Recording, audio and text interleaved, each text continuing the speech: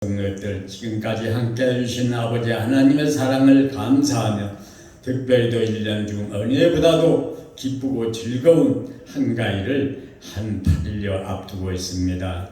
주님 이것을 돌아보면서 육신의 것만 즐거워하고 기뻐할 것이 아니라 반성하며 아버지 앞에서 진실한 삶이 되어서 앞으로 남은 3개월 동안 아버지 앞에 열매 맺어 기쁘시게 하고 영화롭게 하는 복된 삶을 살아갈 수 있도록 우리 주님 축복하여 주시옵소서. 모든 것이 하나님의 은혜라고 고백한 아버지 바울 사도를 본받아 항상 겸손한 삶이 되게 하여 주시옵소서. 우리들은 간혹 착각 속에 살아가고 있습니다. 무엇이 조금만 잘되고 계획대로 되면 내가 열심히 해서 지혜롭게 해서 이루었다 생각하기가 쉽습니다. 그러나 그 모든 것을 주관하시고 함께 하시는 하나님의 능력과 사랑이라 생각할 수 있는 저희들의 삶이 되어질 수 있도록 축복하시고 인도하여 주시옵소서. 어서속히 코로나 사태에서 벗어날 수 있도록 도와주시옵소서. 백신을 기다리고 간절히 원했는데 2차 백신을 맞고도 아버지랑 감염된 사람들이 늘어나고 있습니다. 인간의 지혜와 능력과 한계를 느끼게 하는 것입니다. 전능하신 아버지 하나님만 의지하고 믿고 간구할 수 있는 우리 모두가 되게 하시고 어서 속히 코로나의 공포 속에서 벗어날 수 있도록 주께서 종식시켜 주시어서 모든 일상이 정상으로 돌아갈 수 있도록 도와주시옵시고 경제가 살아나게 하시고 우리의 자녀들이 믿음의 자녀들이 다 되어서 하나님의 능력과 권능을 코로나 사태로 인해서 깨닫고 더욱더 주님께 가까이 다가가는 우리의 자녀들 믿음의 자녀들이 되게 하여 주시옵소서. 아버지 하나님 우리 민족 고유의 대명절을 앞두고 아버지 하나님 추석 한가위를 앞두고 있습니다. 원하옵기는 이번 명절이 어느 명절보다도 더 하나님께 기쁨으로 감사가 넘치는 복된 명절이 되게 하여 주시옵소서. 아버지 태풍이 북상 중에 있다고 하오니 아버지 하나님께서 진로를 바꾸게 하시고 세력을 약화시켜 주시어서 아버지 공해상으로 빠져나갈 수 있도록 도와주심으로 혜택 근원기를 앞두고 아버지 날짜를 받아놓고 계획 중인 우리 사랑하는 혜택 가족, 어민 가족들 함께하여 주시옵소서. 정해진 날짜에 어려움 없이 근홍하여 잘 부탁이 되어서 성장할 수 있도록 도와주시옵소서. 혜태가 잘 부착이 되어 성장할 수 있는 환경과 여건을 조성해 주시옵소서. 적절한 수온과 적당한 풍파 작용, 아버지 하나님 적절한 영양 영유가 있게 하여 주시어서 잘 부탁이 되어서 어느 혜태 수확 못지않게 대풍작이 되게 하셔서 하나님 앞에 기쁨과 감사가 넘치는 금년 혜태 농사가 되게 하여 주시기를 간절히 원하고 소원합니다. 영적으로도 더욱더 성숙된 아버지 남은 한 3개월 되어서 우리 주님 앞에 아버지 사령 예배를 드릴 때 어느 때 못지않게 기쁨과 감사가 넘치는 복된 금년 자정 예배를 이룰 수 있도록 주께서 함께 하시고 인도하여 주시옵소서. 우리의 자녀들 곁길로 가지 않게 하시고 오늘 또 거룩한 주의 날임을 인정하고 기억하게 하시고 비되는 예배를 드린다 할지라도 하나님을 사랑하고 주님을 찬양하는 믿음의 가정, 기도하는 자녀들이 되게 하여 주시어서 우리 아버지 하나님의 사랑하심과 돌보심과 인도하심을 인해서 이 어려운 고비를 무사하게 감사하며 잘 넘길 수 있도록 도와주시고 대대로 어디에서 무엇을 하며 어떻게 살든지 하나님을 영화롭게 하는 복되게 쓰임받는 믿음의 자손들이 다 될 수 있도록 우리 주님 축복하여 주시옵소서. 주께서 함께하여 주심으로 오늘 또 말씀을 대행하실 목사님 피곤치 않도록 힘을 주시고 언제나 강건하게 하시고 제단을 이끌고 나아가시기에 부족함 없는 능력의 종으로 사용하여 주시기를 간절히 원합니다. 우리 모두가 나 오늘 거룩한 주의 날을 맞이하여서 아버지 하나님께 영광되게 쓰임받는 복된 하루, 감사와 기쁨이 넘치는 하루가 되게 하시고 이 예배가 하나님만 영광 받으시는 귀하고 복된 거룩한 산제사가 되어질 수 있도록 주께서 함께하여 주시기를 간절히 원하옵고 우리의 길이요 진리요 생명이 되시는 예수 그리스도의 거룩하신 이름으로 감사드리며 기도하옵나이다. 아멘.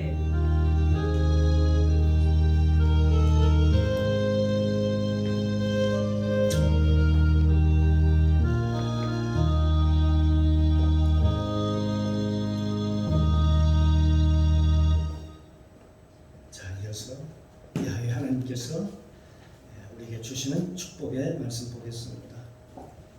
신약성경 요한복음 6장 16절로 21절까지 말씀입니다. 제 신약성경 152쪽입니다. 요한복음 6장 16절로 21절 제가 먼저 봉독합니다. 돌아가면서 함께 읽고 마지막에 함께 봉독에 올리도록 하겠습니다. 제가 먼저 16절 봉독합니다. 저물매 제자들이 바다에 내려가서 배를 타고 바다를 건너 가버나움으로 가는데 이미 어두웠고 예수는 아직 저에게 오시지 아니하셨더니 큰 바람이 불어 파도가 일어나더라.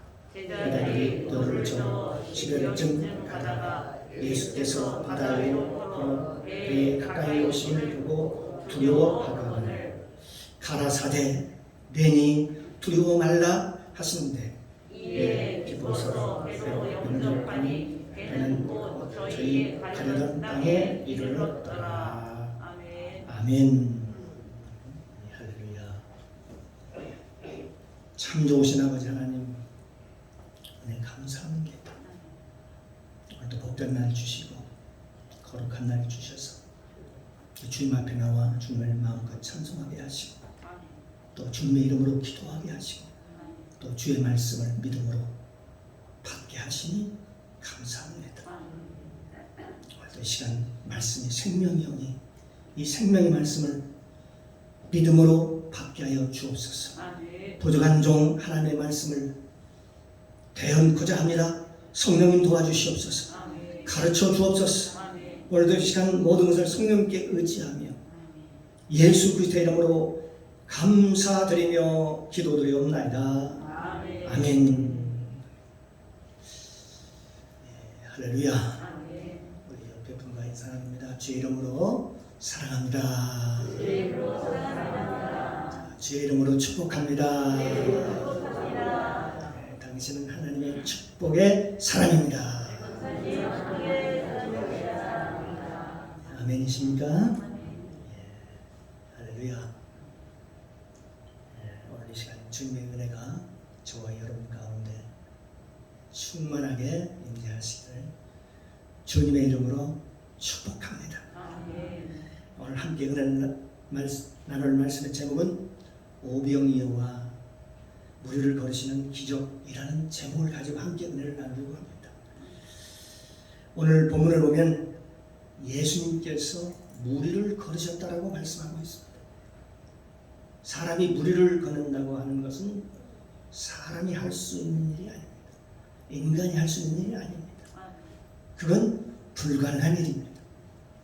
이건 옛날에 중국 소설 무협지에서나 나오는 그런 얘기입니다. 거기에 보면 막 장품을 날리고 무리를 걸은 수많은 얘기가 나오고 있지만 실제 그것은 사실이 아니죠. 소설입니다. 그런데 오늘 본문에 보니까 이건 소설이 아니고 바로 성경 말씀입니다. 예수님께서 무리를 걸어가셨다는 거죠.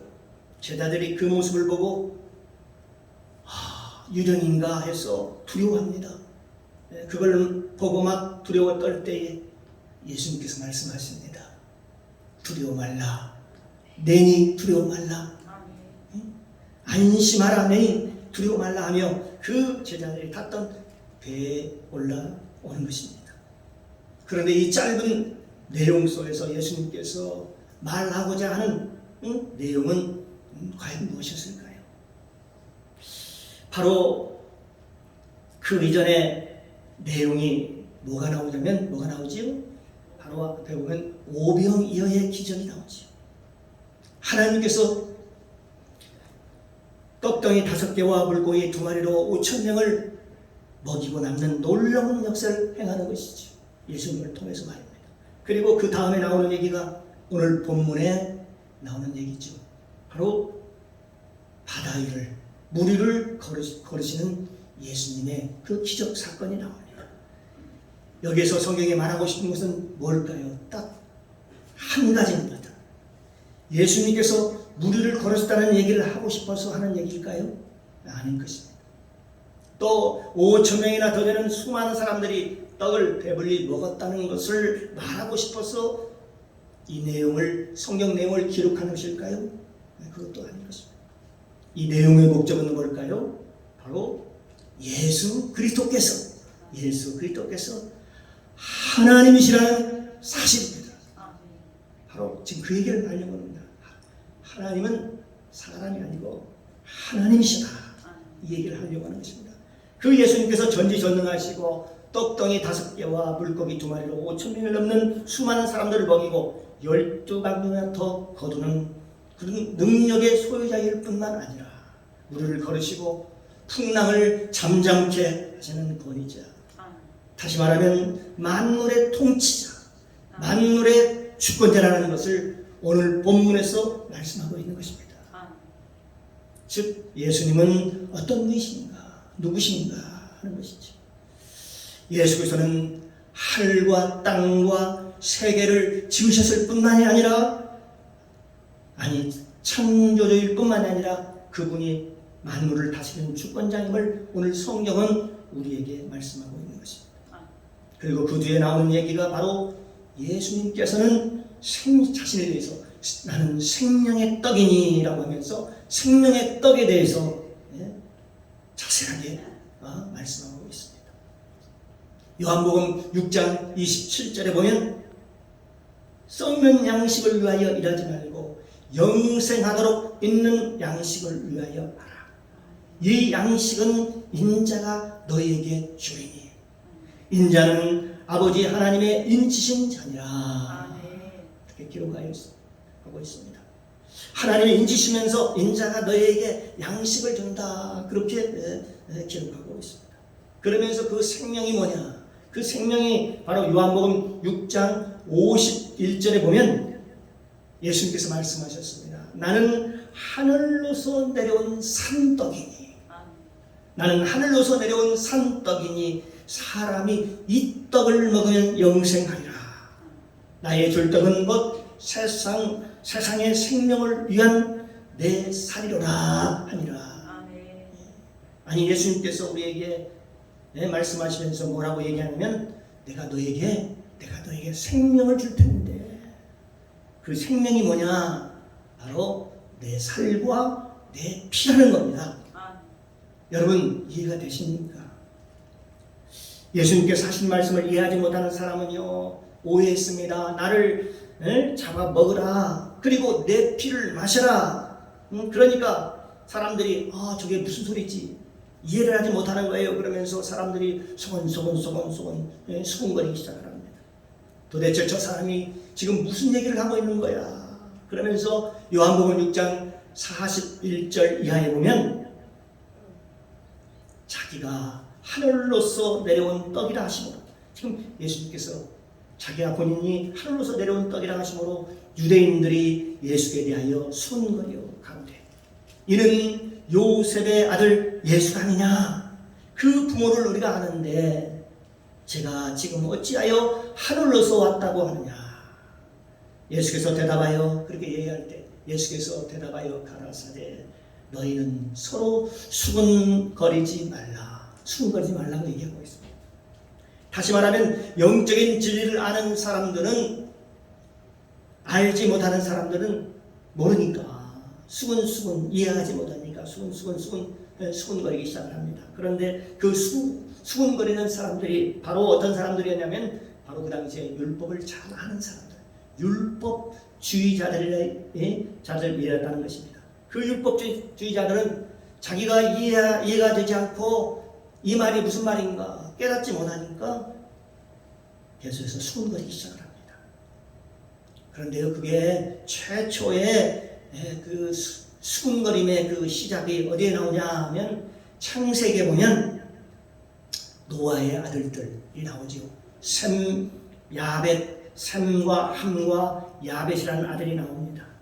그런데 그 둘째 아들인 함은 그 자기 아버지 노아의 술 취함을 그 알몸의 모습을 보고 이거 도대체 어떻게 된 거야? 이해가 안 되니까 가서 형제들한테 가서 뭐를 해요?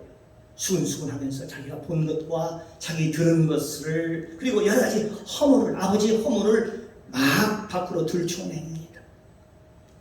그러나 하나님을 만난 사람들은 다른 모습으로 삽니다. 그래서 하나님을 만난 사람과 하나님을 만나지 못한 사람들은 전혀 다릅니다. 처음에는 이들이 뭐라고 하냐면 그런 떡이 있으면 나에게 좀 주시오라고 얘기를 하죠. 마치 요한복음 4장에 나오는 사마리아 여인이 나오죠. 사마리아 여인이 뭐라고 얘기합니까? 그런 물이 있으면 나에게도 좀 주시오라고 예수님께 말씀하죠. 나도 물떡이 싫고 아니 그 물이 있으면 내가 평생 목이 마르지 않아도 되고 그런데 그런 물이 어디 있습니까? 하고 그런 말을 했던 것처럼 여기서도 군중들이 그 당시 군중들이 그런 떡이 있으면 나한테 한번 주어보시오 하며 그런 떡이 어디 있습니까? 라고 그렇게 얘기하는 것이죠. 요한복음 6장 34절에 보면 저희가 가로되 주여 이 떡을 항상 우리에게 주소서. 하늘에서 내려온 그런 생명의 떡이 있으면 한번 주어보세요. 이스라엘 백성들이 하늘에서 내려온 떡을 먹고 죽지 않는 그런 떡이 있다면 우리에게 달라고 얘기를 합니다. 아니 이 떡을 먹고 밥을 먹을 생각도 없고 이제는 뭐 먹고 살기 위해서 고생할 필요도 없고 또 그런데 그런 떡이 이 세상에 어디 있단 말입니까? 예수님께서 그 떡을 먹으면 이제 목마르지도 않고 배고프지도 않고 아마 그런 그런 떡을 먹으면 이제는 너희가 인생을 살아가면서 더 이상 고생할 필요도 없고 그러니까 이 세상에 그런 떡이 어디 있느냐는 것입니다. 요한복음 5장 35절에 보면 예수께서 하신 말씀입니다. 내가 곧 생명의 떡이니 예수님이 하신 말씀은 내가 곧 생명의 떡이니 내게 오는 자는 결코 줄이지 아니할 터이요 나를 믿는 자는 영원히 목마르지 아니하리라. 예수 믿는 자는 영원히 목마르지 않는다라고 얘기를 할 때에 예수께서 그 얘기를 할 때에 아니 우리한테 넘쳐서 우리가 그걸 먹고 다시는 어디 가서 막 목마르다고 샘을 팔 필요도 없고 물을 떠올 일도 없고 또 어디 가서 떡을 구하려고 일할 필요도 없는 그런 떡이 세상에 어디 있습니까? 그런 게 있다면 우리에게 달라고 얘기를 합니다. 그러니까 예수님께서요 갑자기 이런 얘기를 합니다. 그 떡이 어디 있냐? 그 떡은 내 몸이고 그 마시는 음료는 그 마시는 것은 바로 내 피다. 그렇게 말씀하는 거예요. 너희가 목마르지 않으면 내 피를 마셔야 되고 너희가 굶주리지 않으면 내 살을 먹어야 된다라고 그렇게 말씀하고 있는 것입니다. 오늘날도 마찬가지 우리 믿는 사람들이요 하나님의 말씀을 먹어야 삽니다. 물은 여기서 말씀을 상징하고 또 양식은 또 떡은 또 말씀을 상징하고 있죠. 우리 하나님의 말씀을 먹어야 삽니다. 사랑하는 성도 여러분, 이 말의 의미는 무엇일까요? 요한복음 15장에 보니까 이런 말이 있습니다. 너희가 내 안에 거하고 너희가 내 안에 거하고 내 말이 너희 안에 거하라. 그러니까 다시 말하면 이 말은 우리가 하나 되자고 하는 것이죠. 내 살을 먹고 내 피를 마시는 것은 곧 하나됨, 곧 연합을 의미하는 것입니다. 하나님께서 성령으로 우리 안에 계시고 우리가 주님 안에 사는 것을 의미하는 것입니다. 사랑하는 성도 여러분, 요한복음 5장에 이 베세다 연못에서 예수님께서 이 38년 된 병자를 고치셨잖아요. 그런데 이 요한복음 5장의 주제는 뭐냐면 바로 저번 시간에 얘기했을 것입니다.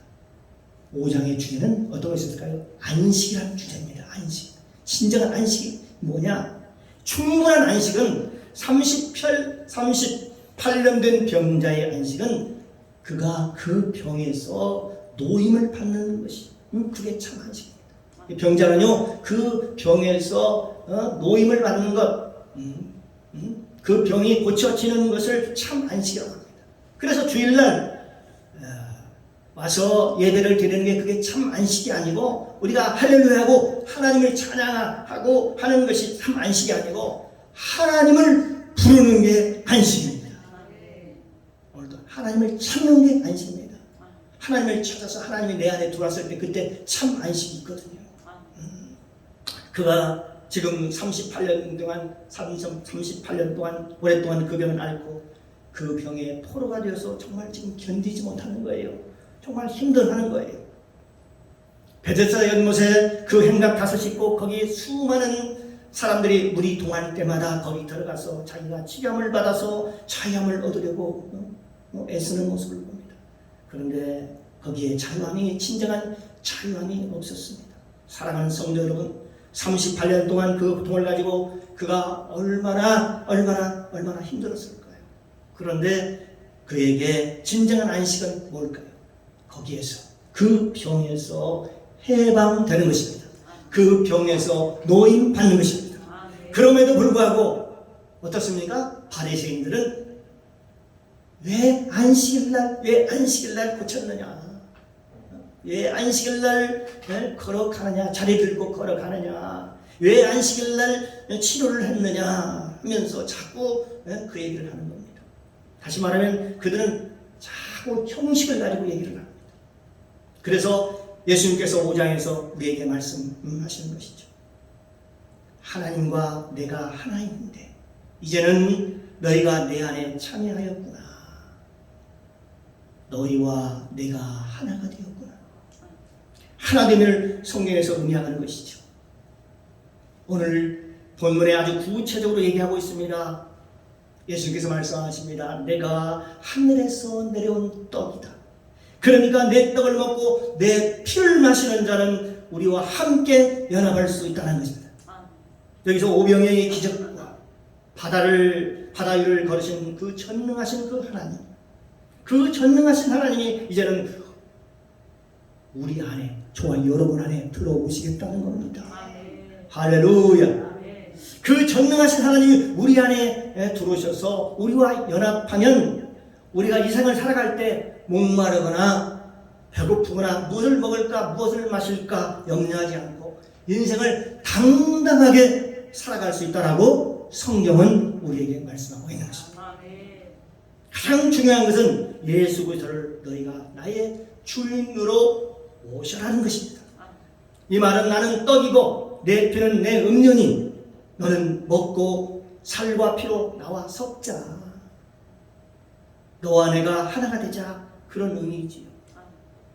그래서 너희 안에, 너희가 내 안에, 내 말이 너희 안에 거하면 그래서 하나가 되자는 그런 얘기입니다.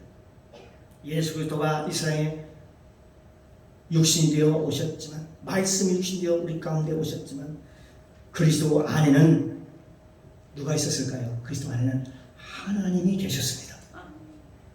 그래서 예수님께서 말씀하시기를 하나님이 일하십니다. 하나님이 일하시니 나도 일한다. 그렇게 말씀하셨습니다. 하나님이 일하시는 것을 보지 않고서는 내가 아무것도 하나도 할 수 없다라고 예수님이 고백하셨거든요. 이 육신이라고 하는 것이 얼마나 아름답고 귀한지 모릅니다. 왜냐하면 이 육신이 없으면 하나님께서 우리를 통해서 일하실 수가 없기 때문에 그렇습니다. 우리가 한번 죽어보십시오. 또한 우리 육신이야 여러분 병들어 보십시오. 어떤 사람이 그럽니다. 아주 유명한 사람입니다. 유명한 설교자가 이런 얘기를 했습니다. 그분이 말하기를 하나님께서 죄인은 쓸 수가 있어도 왜 죄인을 쓸 수 있다고 했을까요? 죄인은 회개하면 하나님이 다시 쓰셔요. 병든 자는 쓸 수 없다라고 얘기합니다. 죄인은 회개해서 다시 쓸 수 있지만 병들어서 나이 들어서 더 이상 일어설 수 없으면 하나님은 쓸 수 없다라고 얘기를 합니다. 우리 육체라고 하는 것은 그렇기 때문에 굉장히 중요합니다. 하나님이 우리를 사용하실 수 있는 유일한 수단입니다. 하나님이 땅에서 우리를 사용하실 수 있는 유일한 수단이 저와 여러분의 육체라고 하는 것입니다.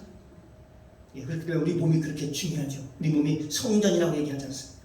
그런데 어떤 사람들은 이 이 육체를 자기 만족을 위해서 사용하는 사람들이 있다는 것입니다. 그걸 뭐라고 성경에서 얘기하냐? 육신의 사람이라고 얘기를 합니다. 육신의 사람. 육신의 정욕과 안목의 정욕과 이생의 자랑을 위해서 사는 사람을 육신의 사람이라고 합니다. 그런데 이 육신이 내 안에 하나님의 성령이 가득히 오셨어. 내가 성령의 도구가 될 때, 내가 성령의 도구가 될 때 그 육체는 위대한 것입니다. 아주 존귀한 것입니다.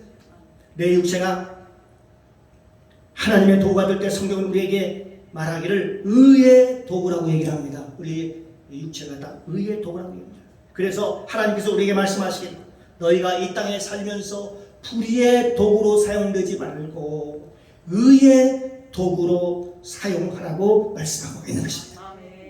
저와 여러분의 입술이 하나님께 기도할 때 참으로 위대한 것입니다. 저와 여러분의 입술에서 찬양이 흘러나올 때 이 육체가 위대한 것입니다. 우리가 이 입술에서 육체의 말이 나오고 육신의 말을 할 때에 그 육체는 더 이상 신령한 것이 될 수가 없습니다. 우리의 육체가 아름다운 것은 왜 그럴까요? 내 안에 성령이 계시기 때문에 그렇습니다. 육체가 아름다운 것은요, 우리 안에, 저와 여러분 안에 성령이 계시기 때문에 그렇습니다. 하나님의 의의 도구가 된다는 겁니다. 저와 여러분 모두가 하나님의 의의 도구가 되기를 주님의 이름으로 축복합니다. 그러면서 요한복음 6장 63절에 말씀하고 있습니다. 예수께서 말씀하시기를, 살리는 것은 영이니 육은 무익함이라. 내가 너에게 이런 말이 영이요 생명이라고 말씀합니다. 다시 말하면 너희의 육체를 하나님께 빌려드려라. 너희의 육체를 하나님께 빌려드리라. 하나님이 쓰실 수 있도록 빌려드리라는 것입니다. 그러면 너희 안에서 하나님의 성령이 너희를 사용하리라. 우리 육체가 하나님께 쓰임받을 때만이 우리는 거룩한 하나님의 성도로서의 사명을 잘 감당할 수 있고, 하나님의 사람으로서 주님이 쓰시기에 합당한 사람이 되는 것입니다. 예수님은 그러셨습니다. 예수님께서 이 세상에 오시고 성령으로 나셨지만, 그러나 하나님께서 일하지 않을 때는 그분은 스스로 아무 일도 하지 않으셨다. 아무 일도 하지 않고 움직이지 않으셨다라고 성경은 얘기하고 있어요. 이건 예수님이 능력이 없어서 그런 게 아닙니다. 예수님이 뭐가 부족해서가 아니라 하나님과 예수님은 하나였기 때문에 그렇습니다. 연합되어 있기 때문에 그렇다는 것입니다. 이건 바로 하나됨, 연합됨, 두 분이 연합됨을 의미하는 것입니다.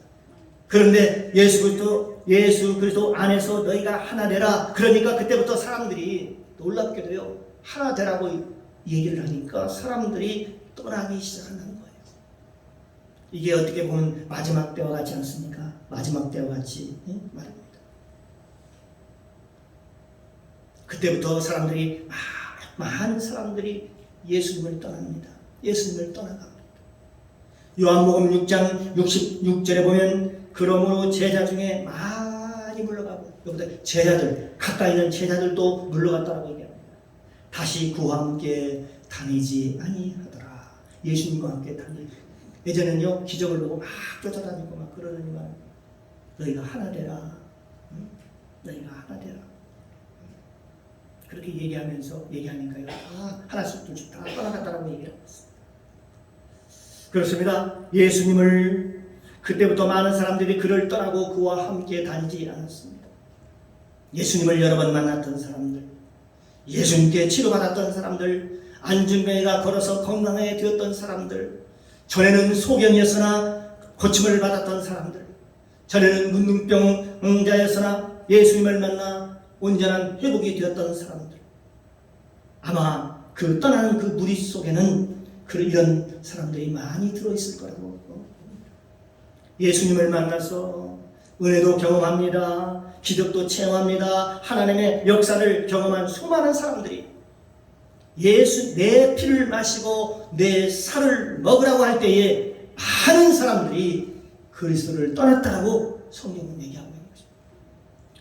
그게 한마디로 십자가를 지라고 할 때에 너희가 나와 함께 살자 그렇게 말할 때에 수많은 사람들이 다 떠났다 그렇게 얘기합니다. 오늘날은 어떨까지? 오늘날도 이 말씀이 이루어지고 이 말씀이 그대로 적용되는 것을 볼 수가 있습니다. 적용되고 있다는 것입니다. 많은 사람들이 그리스도를 떠난다는 것입니다. 사랑하는 성도 여러분, 그러나 끝까지 예수님을 떠나지 않은 사람들이 있었습니다. 바로 주님의 제자들이었습니다. 요한복음 6장 68절 이하에 보면 시몬 베드로가 대답하되 주여 영생의 말씀이 계시오매 우리가 누게로 가오리까? 우리가 주는 하나님의 거룩하신 자이신 줄을 믿고 알았사옵나이다. 그러면서 예수께서 대답하시되 너희 12를 내가 택하지 아니하였느냐? 그러나 너희 중에 한 사람은 마귀니라. 여기서 한 사람은 마귀라고 했을 때 이 사람은 누구겠습니까? 바로 유다를 얘기하고 있는 거지. 이 유다는요 육신의 사람이었습니다.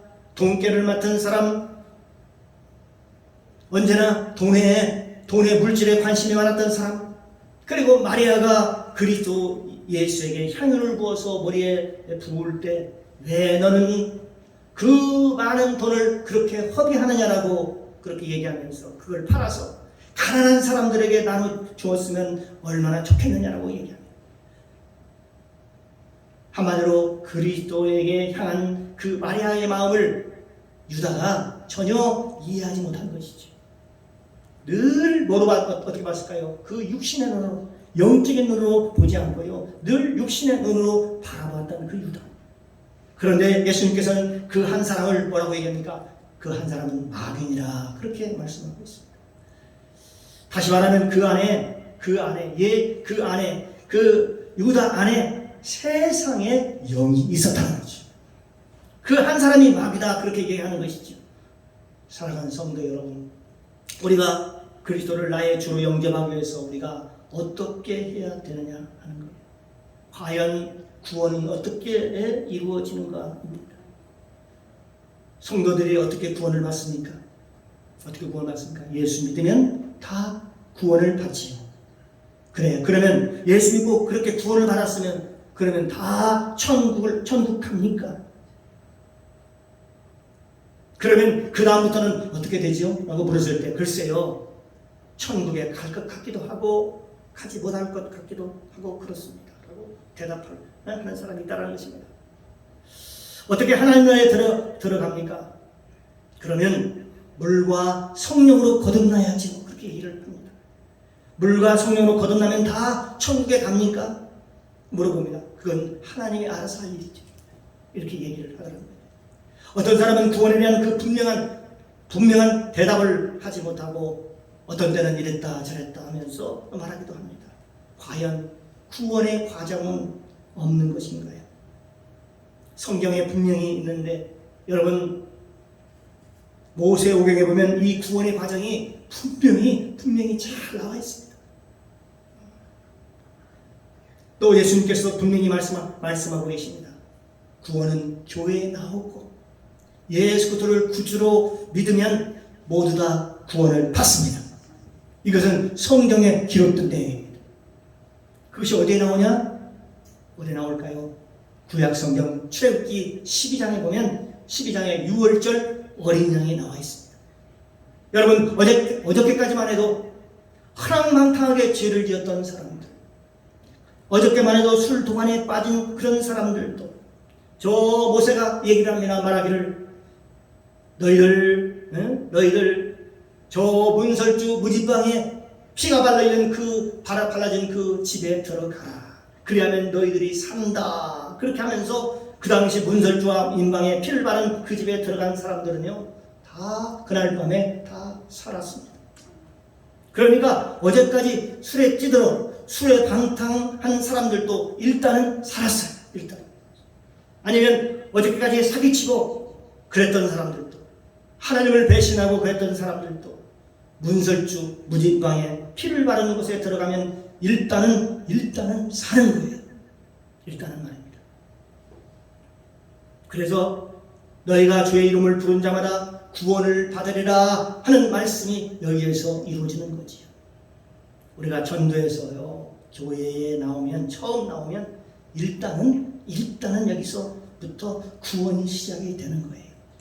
누가 마을 문을 열고 영접 기도를 할 때 나는 어디서 와서 무엇 때문에 살며 어디로 가는지 알지 못하고 방황했습니다.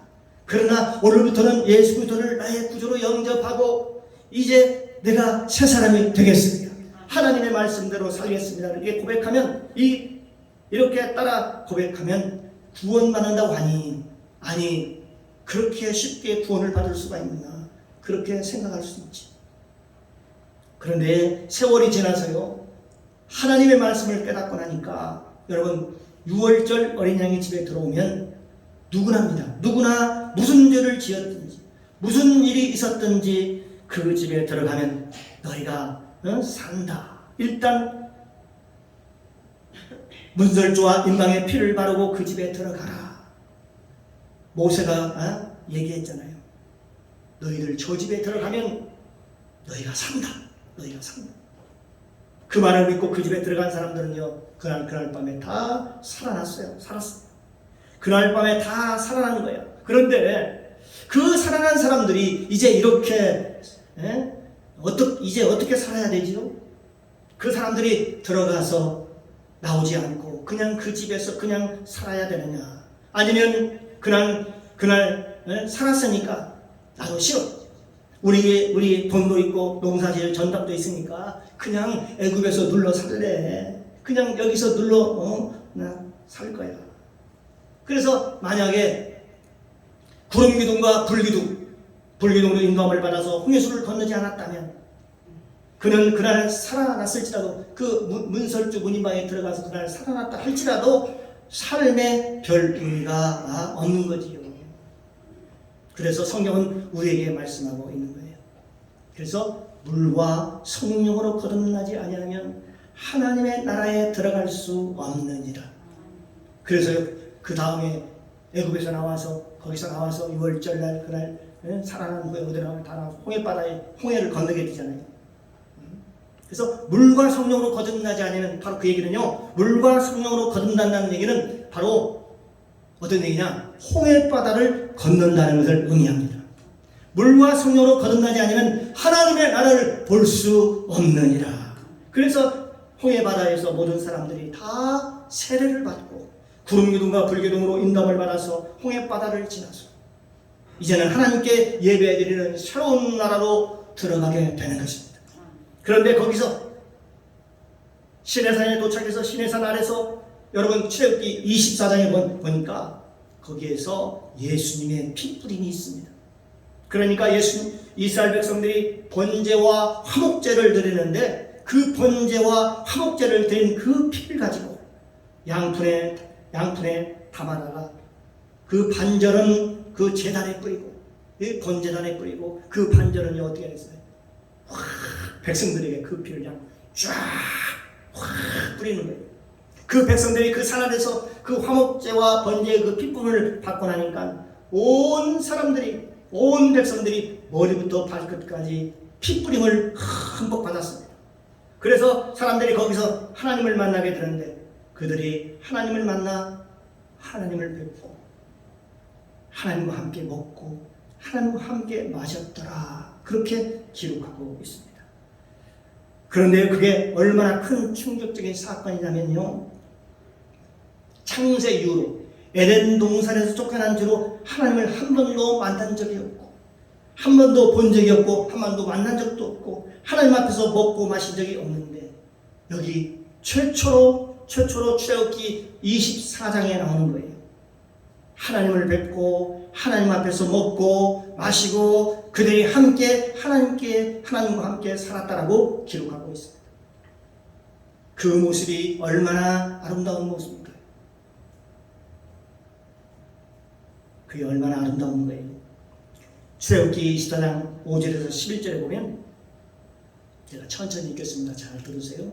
이스라엘 자손의 청년들을 보내어 번제와 소로 화목제를 여호와께 드리게 하고, 모세가 그 피를 취하여 반은 여러 양푼에 담고 그 반은 단에 뿌리고 언약서를 가져 백성에게 낭독하여 들리매 그들이 가로되 여호와의 모든 말씀을 우리가 준행하리이다.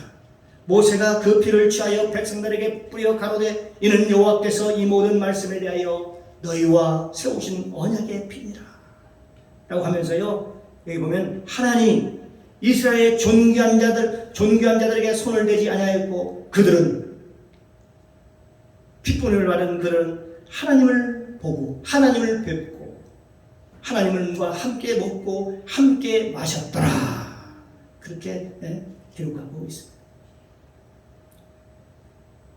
우리 예수 그리스도의 언약의 피, 그 언약의 피. 그런데 이게 보니까 우리에게 뭐라고 했냐면, 너희는 이제 너희가 그 피를 마시라는 거예요. 왜냐하면 이스라엘 백성들에게 그 언약의 피를 뿌렸는데 그 이스라엘 백성들이 다 그 후에 타락해 버렸다는 거예요. 예수님께서 허물을 덮어주셨는데도 불구하고 그들의 마음속에 죄악으로 말미암아 그들이 타락해 버렸다는 것입니다. 그래서 예수님께서 오늘 요한복음 6장에 말씀하고 계십니다. 여기서 보니까 번제와 화목제를 드리는데 왜 그러면 속죄제와 속건제를 드리지 않느냐 하는 것이죠. 그 이유는 바로 출애굽기 12장에 6월절에 이미 속죄제를 드리게 된 거예요. 그게 바로 아까 얘기한 6월절 어린 양 그 피를 대게 하는 것이죠. 그리고 나서 예수님께서 뭐라고 말씀하셨냐, 우리가 이렇게 피뿌림을 받은 백성들은 이제 열매 맺는 삶을 살아가라. 피뿌림을 받은 사람들은요 이제 열매 맺는 삶을 살아가라. 그게 어디에 나와 있어요? 창세기, 출애굽기, 그 다음에 레위기에 나와 있죠. 레위기. 그리고 레위기에서 민수기에 더 자세하게 나와 있습니다. 예수를 믿는 사람들이 교회 생활을 어떻게 할 것이고, 선교는 어떻게 할 것이고, 너희가 하나님의 성전을 지을 때는 어떻게 지을 것인가, 매우 구체적으로 레위기에 그리고 민수기에 자세히 나와 있는 거죠. 저와 여러분이 말씀을 배우고 훈련을 받는 이유는 뭘까요? 우리가 하나님의 말씀대로 성경대로 살려고 배우는 것입니다. 우리가 하나님의 말씀을 온전히 이루어서 하나님께 열매를 드리려고 훈련을 받는 것입니다. 예수님께서 마태복음 7장에 말씀하십니다. 아름다운 열매를 맺지 아니하는 나무마다 찍혀 불에 던지운다. 또 세례요한은 뭐라고 얘기했습니까? 열매 맺지 아니하는 나무는 찍어 불에 태우리라. 그러니까 결국은 열매를 맺기 위해서, 열매를 보기 위해서 예수님께서 우리를 위해서 십자가에 달려 돌아가셨고, 이 열매 때문에 물과 성령으로 거듭나게 하셨고, 또 이 열매 때문에 예수 그리스도께서 우리 안에 살기를 원하시고 우리와 하나 되기를 원하시고, 이제 네 육신대로 살지 말고 그리스도와 연합해서 그리스도와 하나 돼서 그리스도의 열매를 맺어라, 성령의 열매를 맺어라, 그렇게 말하는 것입니다. 우리 안에 예수가 있으면 우리는 정말 자연스럽게 성령의 열매를 맺게 되는 것입니다. 우리 안에 예수가 있으면 말입니다. 사랑하는 성도 여러분, 오늘 주님은 우리에게 말씀합니다. 내 피를 마시고 내 살을 먹으라. 너희가 내 안에 거하고 내 말이 너희 안에 거하면 우리 하나 될 수 있다. 말씀이 육신되어 오신 그분이, 이제는 말씀이 성령이 우리 안에 계시면 어둠의 죄악들이 떠나가게 되고 우리가 세상에 육신의 열매를 맺게 되는 근거가 사라지게 되는 것이죠. 우리 안에서 말입니다.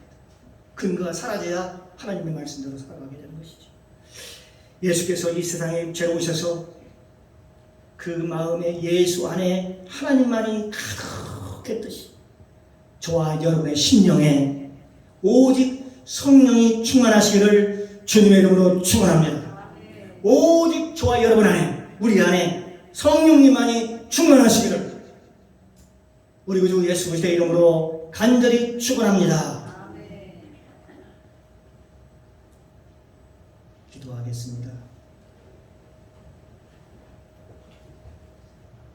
사랑의 주님 감사합니다. 오늘 하나님의 은혜가 충만하게 하시니 감사합니다. 예수님만이 나의 인생의 주관자가 되어주시니 감사합니다.